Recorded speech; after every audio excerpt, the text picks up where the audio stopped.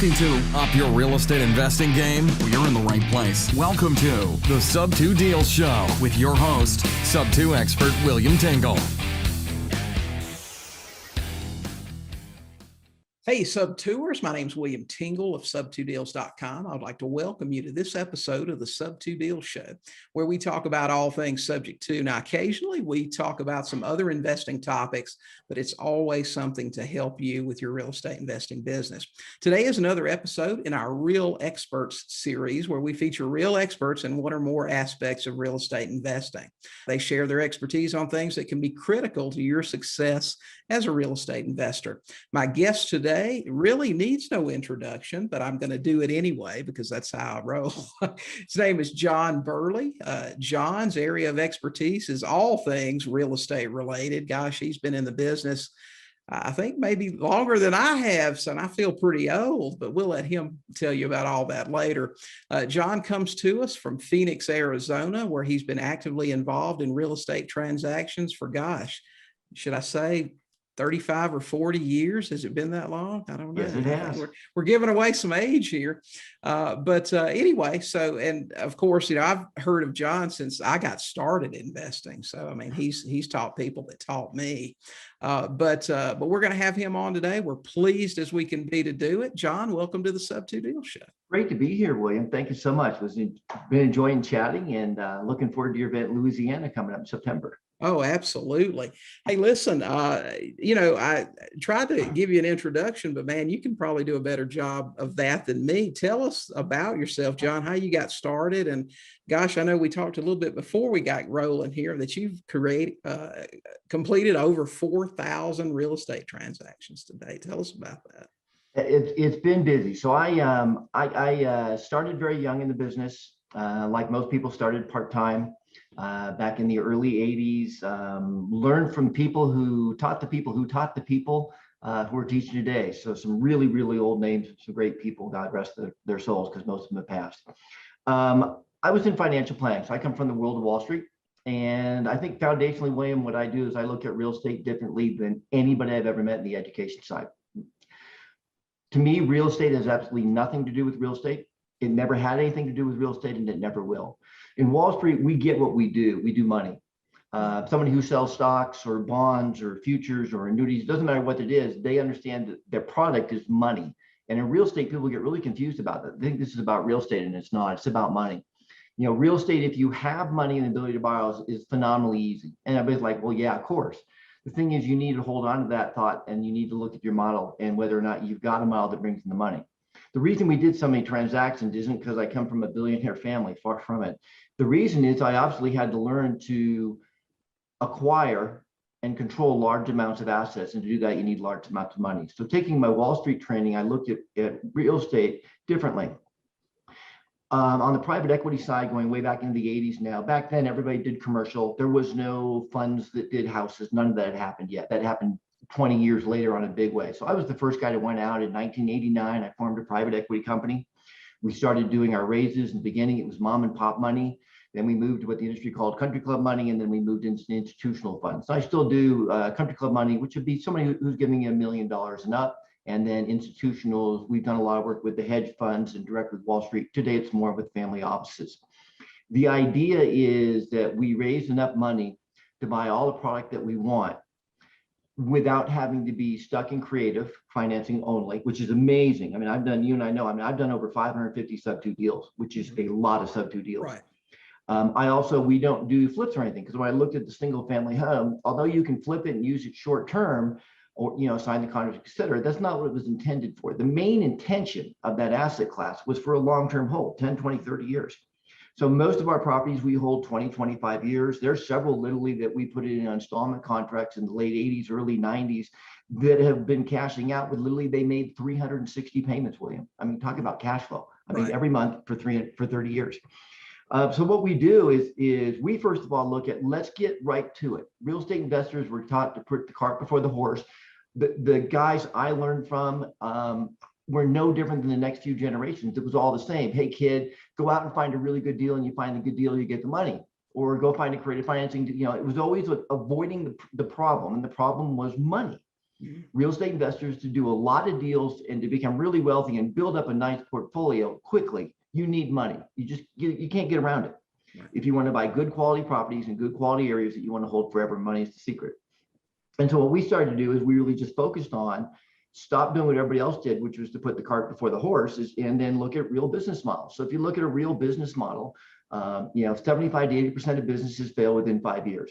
Probably a lot worse than that for real estate investors, but most fail. And it's not really anything to do with their business idea. It wasn't that they had a bad idea or a bad product or a bad service, is that they broke the rules of business. I mean, so the first thing you need to do is you need to fund the startup cost of the business. And if you don't do that, you're not going to make it. The next thing is you got to have a system to monetize. You go to any other regular business, and for me, financial services, man, we don't do anything without getting paid first. You go to any legitimate person who's in an investment business, they get paid first. Commissions, fees, placement, whatever you want to call it. But the silly little real estate investor, we're just kind of hoping there's crumbs left for us at the end. We overpay dramatically for the money. Hard money lending is like going to a pawn shop. Only one person wins in that scenario. And so we really, as an industry, we're very broken and very immature on how we look at the business. So I realized that, look, you have a great idea, real estate is. You raise the money first before you go into business. If you look at real businesses, they don't go into business and then try and get money. They get the money first. And then they have to have a system to monetize. Those are the 3 core things that you start with. 4th is learn to run it like a business systems, which is what we teach and teach like crazy. So what we do is we focused on doing the raising the money. And when we raise, so if you're an investor who's coming on for 2 houses, 3 houses, whatever your model is, and we expand a lot about, and I'll talk about it at your event further down in New Orleans, is what we do is for every door that we buy, for every property that we buy, we get a placement fee of $10,000. So for a new student starting out, look, let's not go pie in the sky here. Let's say you just did 3-4 deals a year.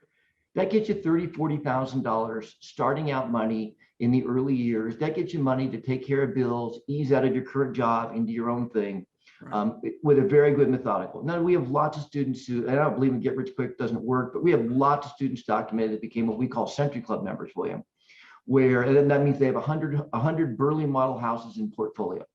And most that get there do it in 18 months to 3 years. I mean, that's not get rich quick, but 18 months to 3 years. Right now, we're averaging over 600 a house cash flow. That's some pretty good money in a pretty short period of time. And it's lengthy long-term money. And so what we do is we focus on learning how to properly raise money. And there's a system and there's a model to it. There's a way to do it as a security. There's a way to do it not as a security. Most of my students do it not as a security under a business model. Very specific documents are required, a lot of compliance. I'm from Wall Street. So unlike a lot of our industry, and you and I, we know a lot of these people, man, they act like compliance doesn't exist for us. It does. And I'm extremely high profile. And I come from an industry where, look, every year or two, people from the government with initials, come into your building and they want to look at records and do stuff. And then you have to go through jump through hoops and do it. So I'm used to that stuff. And we've had to do compliance many times, but most people aren't. So we dot the I's, cross the T's, make sure you set it properly. Most students do it as non-security. They start out with their sphere of influence, just talking to their friends and family. And they raise money to buy a couple houses. And then they make the placement fees. We do all the work. The capital investor puts up all the money. We split everything 50-50. And we have just a very specific model on how we do the raise, a very specific presentation on how we do that. I'll go into that down in September, so we don't need to take the whole conversation on that today because it's a long one. Right. And then we just look at monetizing in every way. So I've done thousands and thousands of these. And so by process of elimination, that's a nice way of saying doing everything you could possibly do wrong. Right. We figured out exactly how to do it because I literally went out 20 years before Wall Street. I went out in 1989 and we built a portfolio of hundreds of properties and then grew it from there. Doing the raises, doing it. Because when I was in Wall Street, everybody knew commercial work, and everybody who did the commercial, the big boys, we all knew that you'd make more money, a higher return on single family homes. It was just, they were a lot more work and no one had ever done it. It's a lot harder to buy $20 million worth of single family homes than it is to buy 2 $10 million buildings. Right. But in these days, those big buildings, people are finding, depending what city you're in, 3, 4, 5, 6 cap rates, which in simple layman terms, that 3, 4, 5, 6% rate of returns, we wouldn't touch a deal with those type of numbers. Right. 15, 25% is like the low end of what we look at. Right. So the returns are much higher. it was just developing the model, developing the systems. And the big thing was doing the raise, keeping it for the long term. I did landlording for a while, and I didn't want to be a landlord. My tenants read a different book than I did. The seminars I went to, the guy said it was no problem. They all pay on time. They love you and take care of the houses. Right. And it's kind of where, before I even educated, back in the early 80s, I kind of learned that there was like seminar land. That's like in those rooms, everything they say always works for sure, no matter what. And then there was, you walk out the door into the real world, and the real world, there was grains and truth of what they said, but it didn't work like they described it, at least not for me. Maybe, I'm sure your experiences were the same out there. Oh yeah, it's tough. I know exactly what you're saying. Yeah, and so we developed a model where we raised the money so we can do a higher volume. We raised the money so we can get placement fees so that we can take care of our own bills starting out. Right. And I know for a lot of students, that's taking care of a past and then taking care of the present. And then it gives you money to build and grow the company to the desire you want. Right. Depending whether you want a team, whether you want staff, whether you want employees, how big you want to grow your business. Right. If you have a couple hundred houses, this isn't a seminar, guys. If you have a couple hundred houses, you have several people that work for you. Yeah. You have a building and you have, it's a real business. And so we just teach people to do that. It's a lot of fun. I think you know this, William. I do 4 seminars a year, and that's it. Mm-hmm. I used to do a lot of big stuff around the world. I used to speak in a bunch of the big rooms on some of the global tours. But my heart and soul has always been in the business side, has been my private equity company. I founded it in '89. It makes us almost all of the income that we make. And so I'm grateful to have the opportunity to come and share with you guys today and to share with you guys in September. And I'm always there to free now. And you guys that are at the event, I will stay as long as you want and answer questions all night long. Oh, that's great. Yeah. Well, I was new, and I remember being new, and everybody'd always say, write those questions down. I'll answer them at the end. And at the end, they left. Yeah, that's right. They got on the plane and they went to the next speaking engagement. Yeah. That's exactly right. Well, tell me, John, I hear about the Burley model, and I've seen you post a lot with, hey, this is our new acquisition. This is what we've done, this and that. What I liked about what you do is it's very similar to what I do in the type of house I'm looking for. I'm looking for working class Joe house. Everybody wants to get into. It's easy for them to afford. They're probably going to get in it and pay for it. They're going to hang around for a long time. You get that long-term cash flow. Is that pretty much the typical house in your model? Yeah, we've got some specific criteria. We call it Class B. I always call them lunch pail Joe. Mm-hmm. Kind of the 2 rule of thumbs. The first rule of thumb is that people are jogging in the neighborhood. The neighborhood's too nice because regular people don't jog. Right. They don't. So, I mean, people are like, oh, you're kidding. No, I'm serious. The other thing is people are running like with handbags and purses, just not nice enough.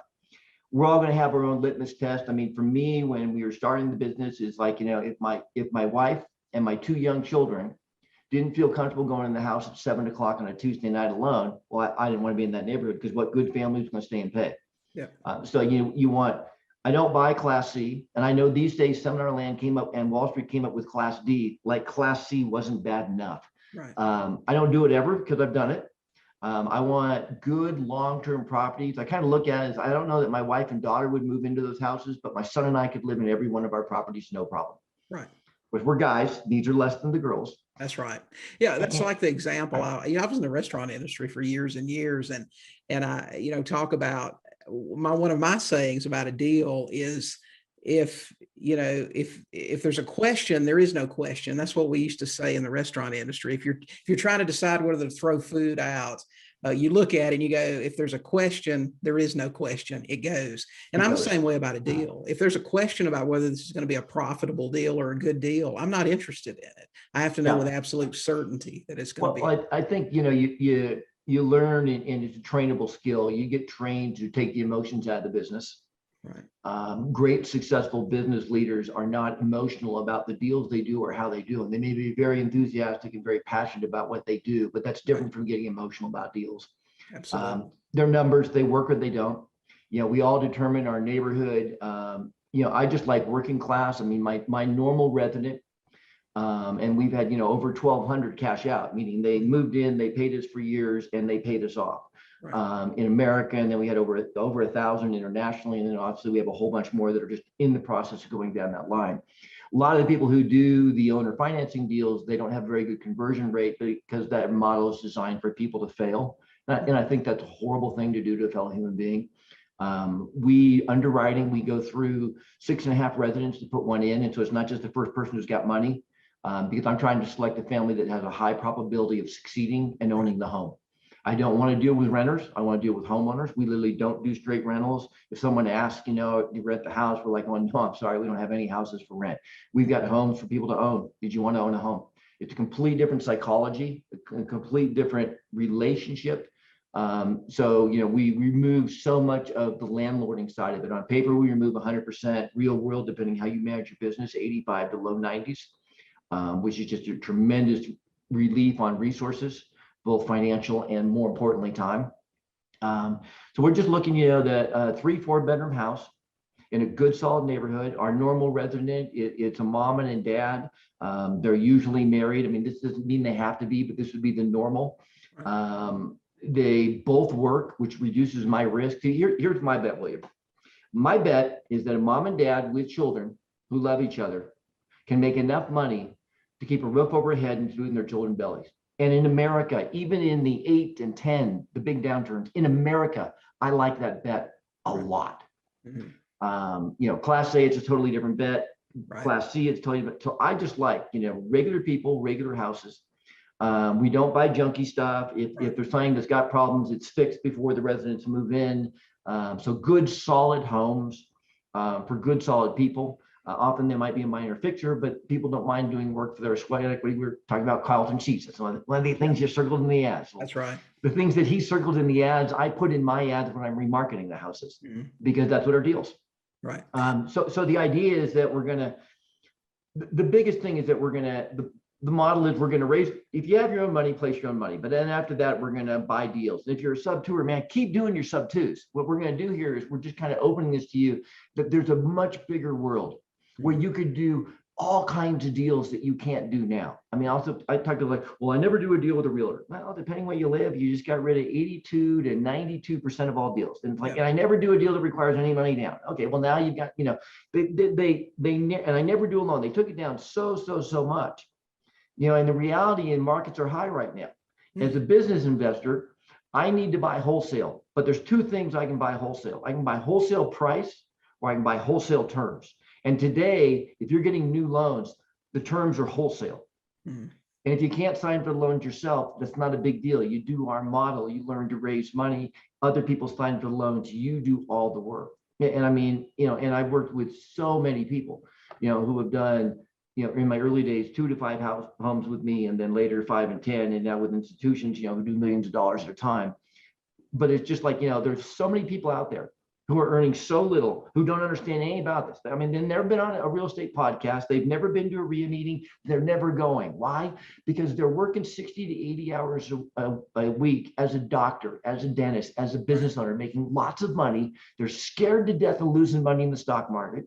They're scared to death of losing money in real estate. They don't know what to do. They don't know how to do it. And that's where we come in. We just simply, rather than selfishly hoarding this to ourselves and limiting ourselves, we open it up. We take the shackles off, and then we go out and do large placements. Right. So if I'm a new investor and I'm listening to this podcast and I'm going, well, okay, that sounds great. I love sub-2 and I buy as many as I can that way, but I want to buy more than a dozen houses a year or whatever it is. So how do I find these people that will lend me money? Great question. So it's a system that needs to be taught, but to give you the big overview, first thing is most people, you're going to start with your own sphere of influence. And I know what people's psychobabble is. That's the stories we tell ourselves, and all the stories we tell ourselves, they're real, but they're not true. Because whatever your story is, I can show you somebody who was so much more messed up than you, who crushed the business. I had a student, John, in Dallas, Texas area, extraordinarily limited IQ. When I met him, they still called you mentally retarded back then. Extraordinarily low IQ and functionally illiterate. Today, the man has over 600 houses. So people, well, I'm not smart enough. It's like, okay. And Nick Vujicic, a lot of people know the name Nick Vujicic. He's a student of ours. He's part of the Burley family. I talk with Nick regularly. Nick was born without arms and legs, and although he's a great minister and a pastor, he's an extremely successful real estate investor who uses our model, who started doing deals when he was 17. without arms and legs. It's like whatever your story is, it's real because it affects you, but it's not true.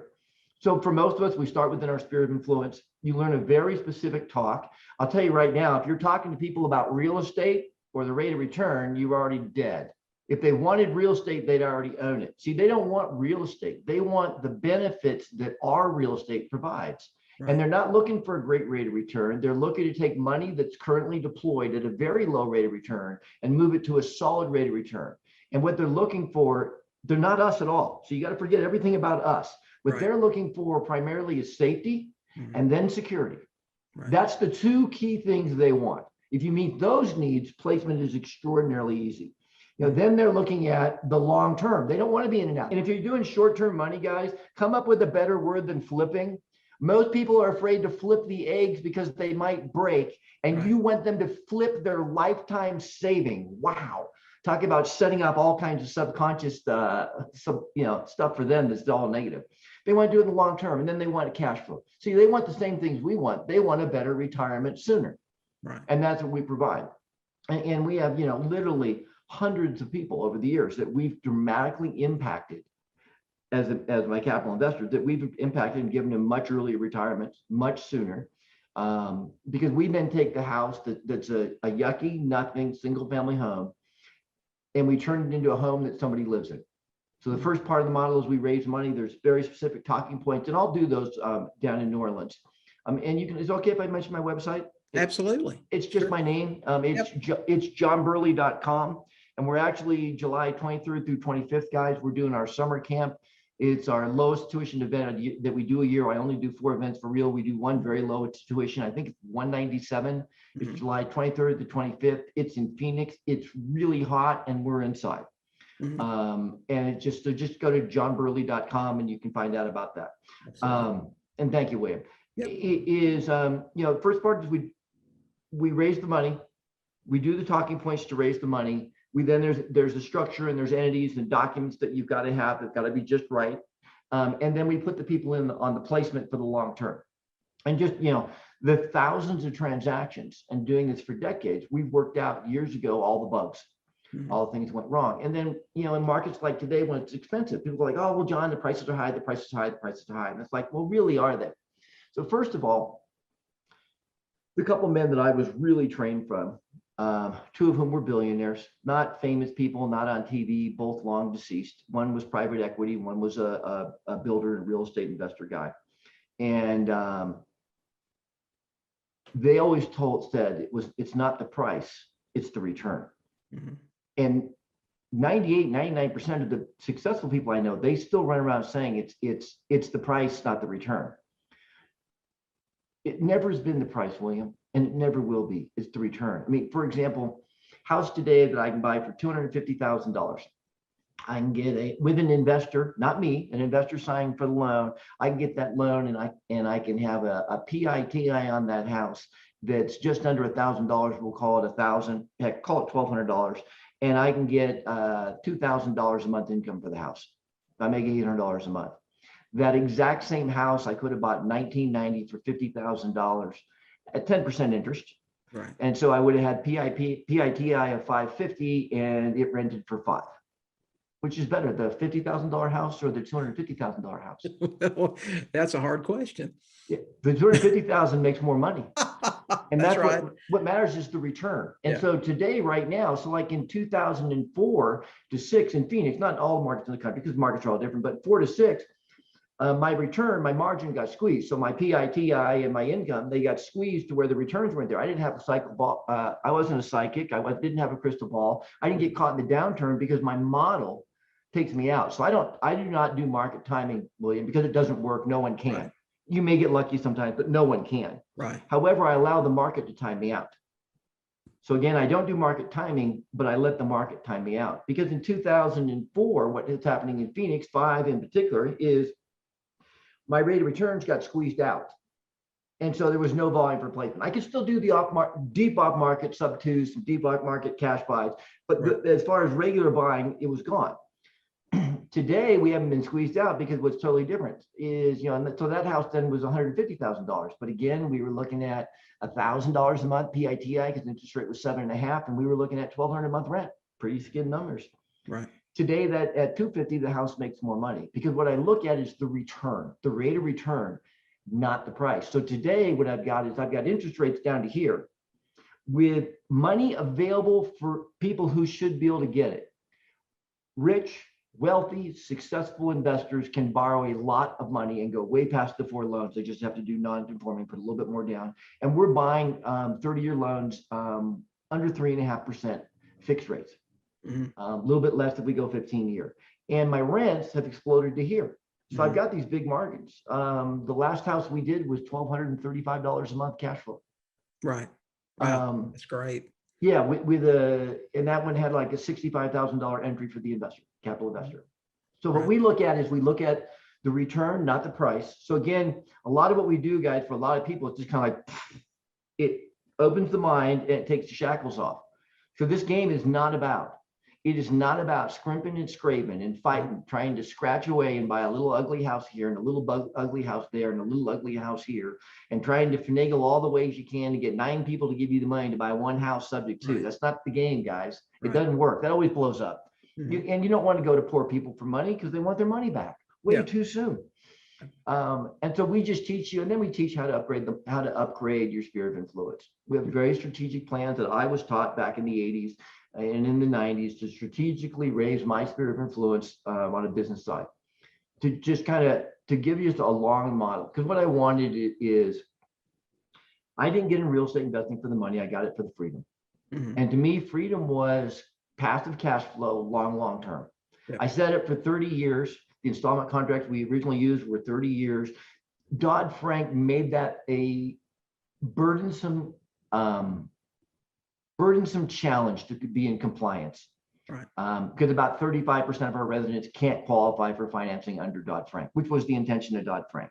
We were collateral damage, but it was to affect normal borrowers. And so we went to a 10-year option with a lease to give people time.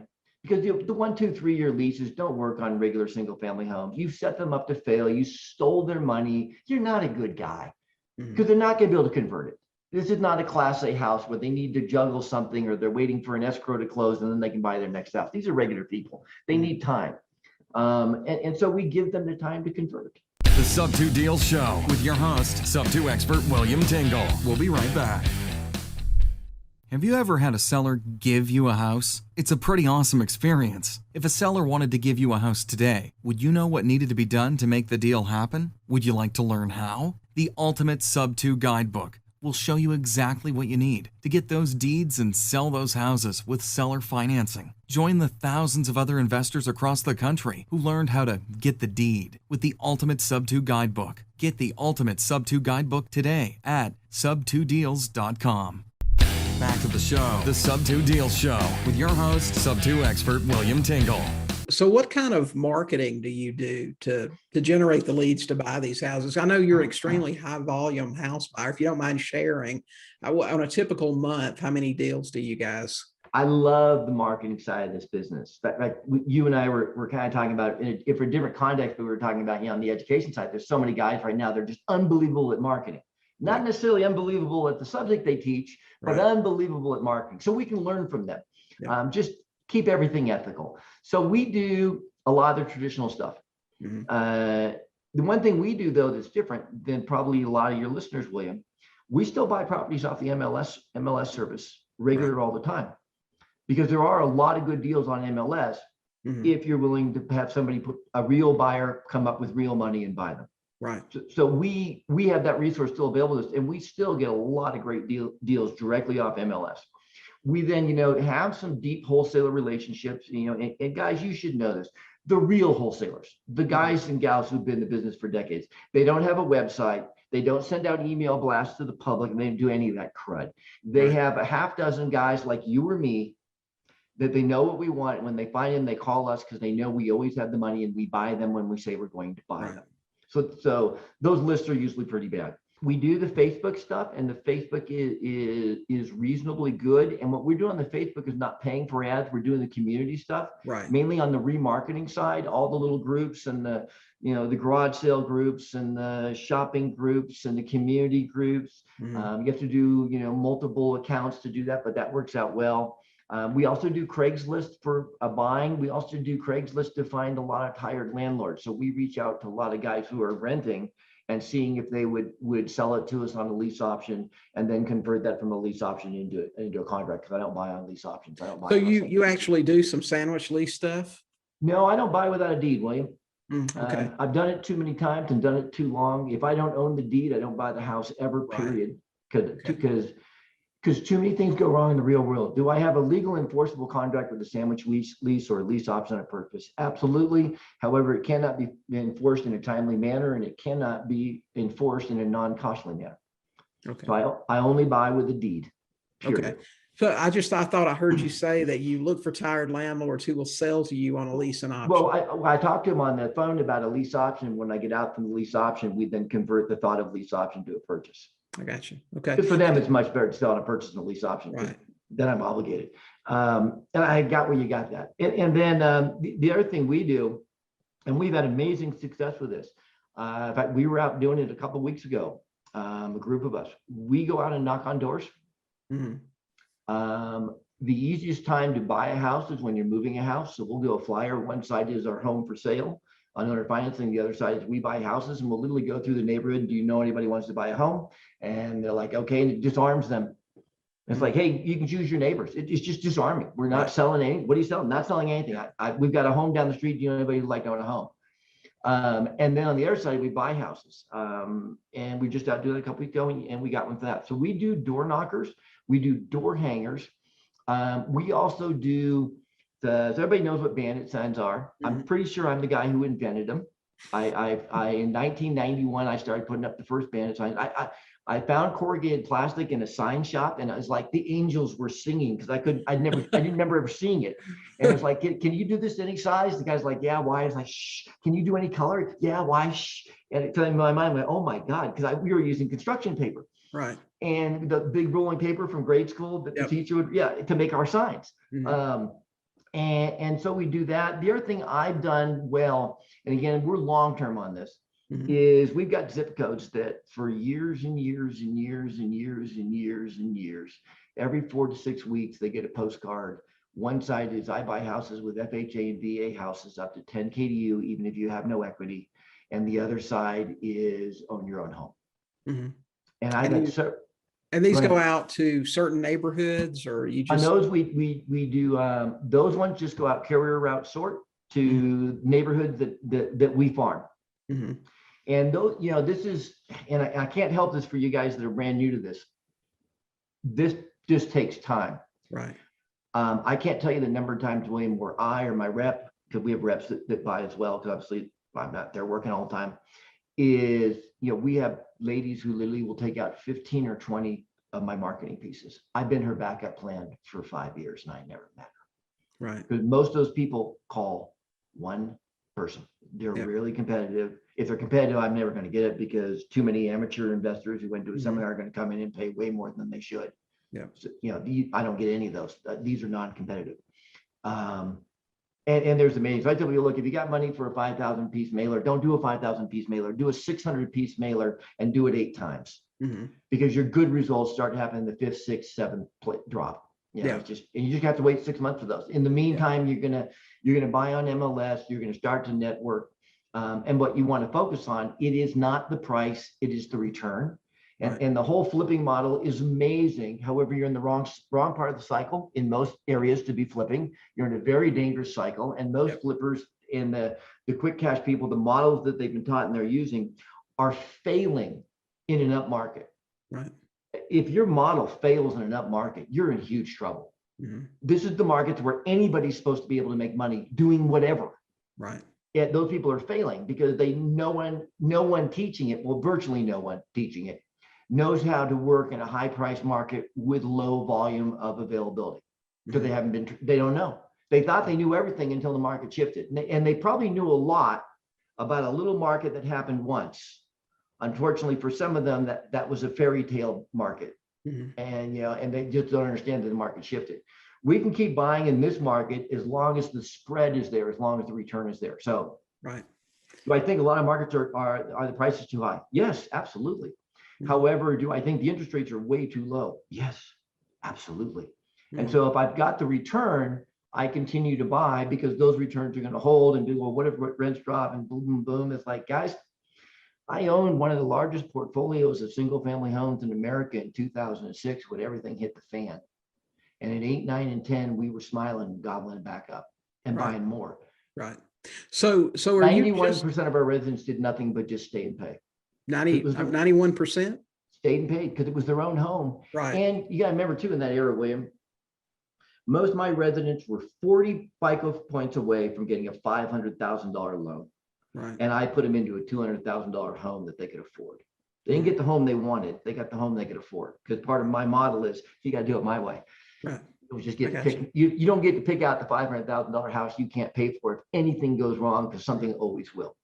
That's one of the key things that I try to tell my students is that when you're offering financing to somebody, you need to stay in control of that whole situation right there.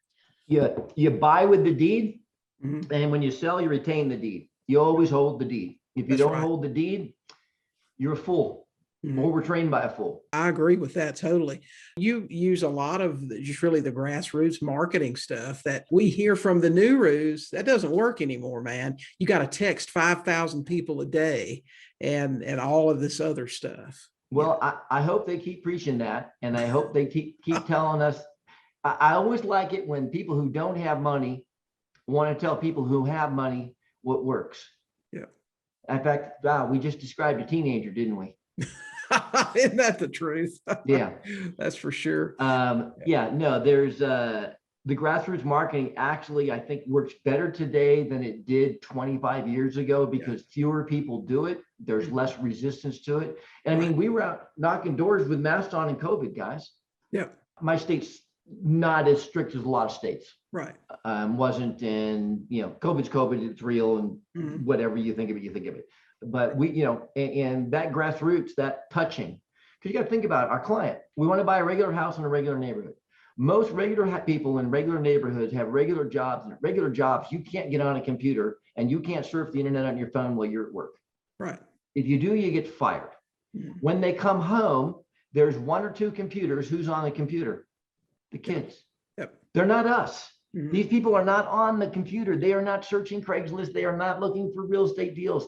Most of them have given up on the idea of owning a home. If they're in trouble, they make the call to the real estate agent, and the real estate agent goes, oh, well, you've got to do $10,000 or $15,000 worth of repairs, and we got to put 20 grand in for commissions and closing costs. And they're just thinking, man, I'm 3 months behind. So, they don't think they can list, and the real estate agents, many today just aren't trained anymore like the old days. Right. But one nice thing when I started, interest rates were 19%, William. Oh, yeah. So if you're a real estate agent, if you didn't know how to do creative financing, you were in a lot of trouble. So when I started, it was like we did creative refinancing deals because it was the only way to do deals. I didn't get to start in this easy age of free money and everybody knows everything. Right. So let me ask you this, John. When you say you buy a lot on the MLS, when you do that, are you looking for a specific house, or are you paying full price, or are you just looking for the ones that you can get a discount on? Price is relative. So I'm looking at my rate of return, my cash on cash rate of return, based on what my debt service is going to be, my entry is going to be, and my income stream is going to be. Right. So, and so this would be a classic example. We were about 2 weeks ago. We were looking at 4 houses that were basically the same house, but one house I could get like $300 more a month income. Okay. And it was actually like $5,000 more. I bought that house. Oh, absolutely. Yeah. In my market, Phoenix, solid B properties, 92, 95 cents of MLS is a big discount on MLS. Right.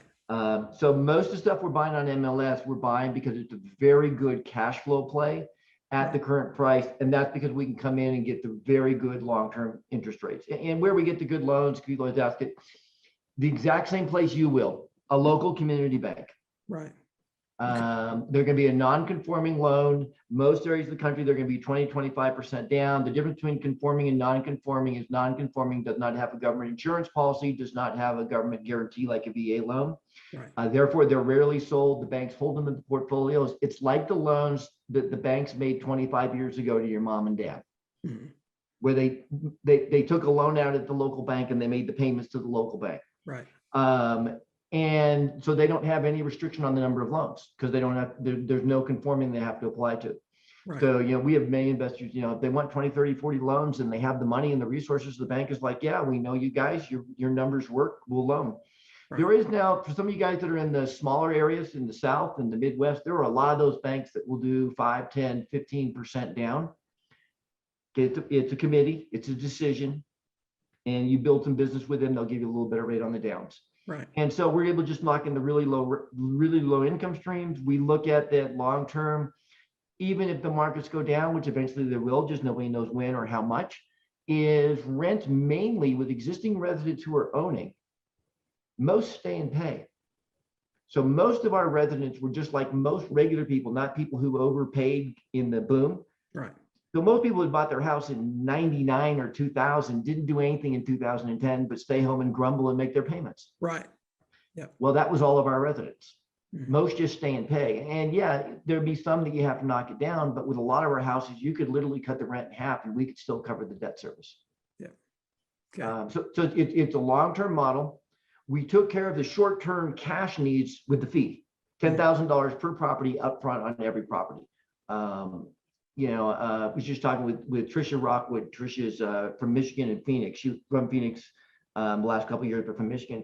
In the last 2 years, including COVID, she did 91 houses and 13 with her own money and 78 with investors. She made $780,000 in fees. Nice. Plus half ownership on those houses with investors.